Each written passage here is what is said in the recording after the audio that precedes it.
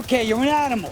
You're an animal. Yeah. I'm an animal. Yeah.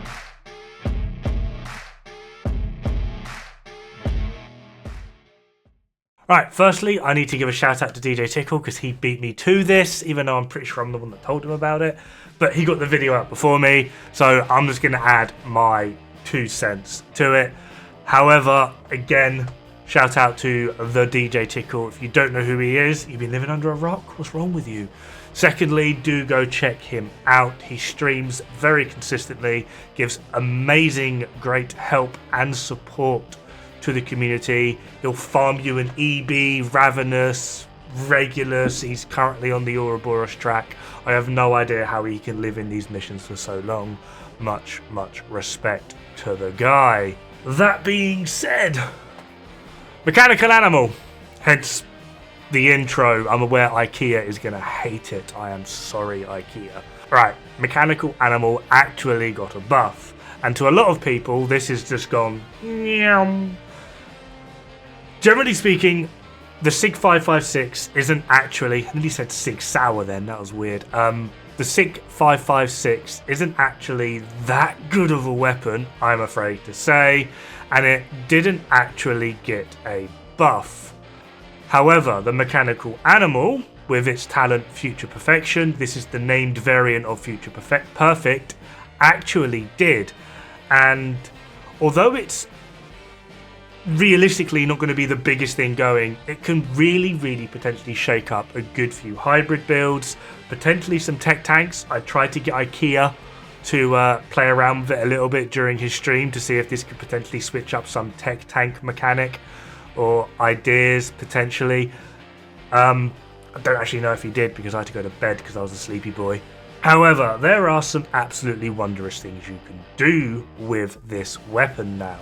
And one of them is going to be the build that DJ Tickle showed, and it's also the one that I was running in the first part of this video, which is as follows. You might recognize it from DJ Tickle's video as well. Mechanical animal, 4-piece strikers. I'm running a chest. It does work out to just a tiny bit more DPS.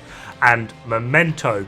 This gives us a skill tier 3 shield at base. Now, one thing I need to stress in the way in which Future Perfect and Future Perfection actually works is, although with Memento and Technician, you're at skill tier 3 shield. I get that.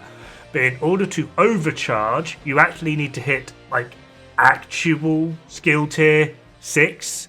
So just because you've got then another 3 kills, yes, your shield will be at skill tier 6, but you then need to get a 4th kill with the Future Perfection to get your actual skills, essentially, like every other skill rather than shield, to skill tier 6, and then you need to get the kill for the overcharge. So essentially, when it comes to overcharging your shield, blue cores aren't actually taken into account, which is one thing I need to stress. Seen a lot of people being like, oh, but you only still need normal Future Perfect to overcharge your shield. No, you need to get like actual skill tier, the little yellow things. You need to be able to get 6 of them. When it comes to Future Perfect, ignore the fact that blues affect the shield, essentially. So this is like kind of like a tech tank style setup. It's not as tanky as an actual tech tank. I will need to check the DPS. However, it does allow you to fit a few more things in with a bit more variety. That being said, you are also just a tiny bit squishier, as the one thing that I like to do to help balance this out is actually run the Artificer Hive with the shield so that we can keep ourselves going. Now, annoyingly, the recording of this was taken during live game, so I don't have the full Future Perfection. Hopefully you can see that my mechanical animal is only going up to 3 stats. However, hopefully we can make up for this with showing a different variant of this, which I know quite a few people, or hopefully quite a few people actually like. And this is like a full skill build side of things with 6 reds and 6 yellows because we can. So what we have here is not much different, but we're going to be running 4-piece strikers, Vicaro's holster with the skill tier with crit damage, and a Seska chest. I've put Overwatch in because total weapon damage and total skill damage. This does actually end up being a lot more powerful for 2 reasons. One, we are still at skill tier 6 essentially with mechanical animal and its buff, as well as 6 red cores. However, our striker stacks no longer have the value of 0.65 per stack, but 1 because we're running the striker's backpack. 2, due to the way in which we have just more rolls in general, we've gone from 105 critical hit damage to 117. And this also, you can still run Shield and Artificer Hive if you wanted, but this setup just allows us to be a lot more varied in our overall skill usage. With Memento, it makes sense to actually get quite a bit out of that shield since we start at skill tier 3. Running something like Artificer Hive with the armor regen and some of the bonus armor, we can be pretty damn survivable, so it works out quite well. With this, you're a little bit squishier, but you could do turret and drone, you could do seeker mines, and there's a variety of things you could do with this. You don't just have to run with strikers. This could work potentially very well with Heartbreaker, running Pulse, or if you just wanted to use the linked laser pointer. I did a little bit of experimenting with Hardwired, actually having a red Hardwired build, but still being able to get skill tier 6 and just throw seeker mines and get your shield out every now and then to refresh it. It worked out pretty damn well.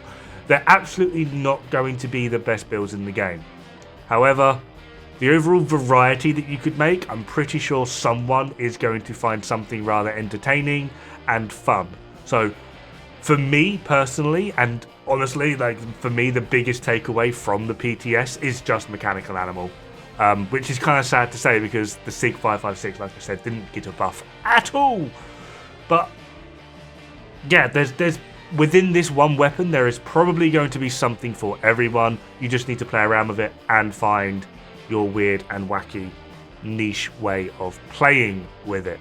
I, for one, am definitely going to be playing around with it, and I would advise a lot of people to do so.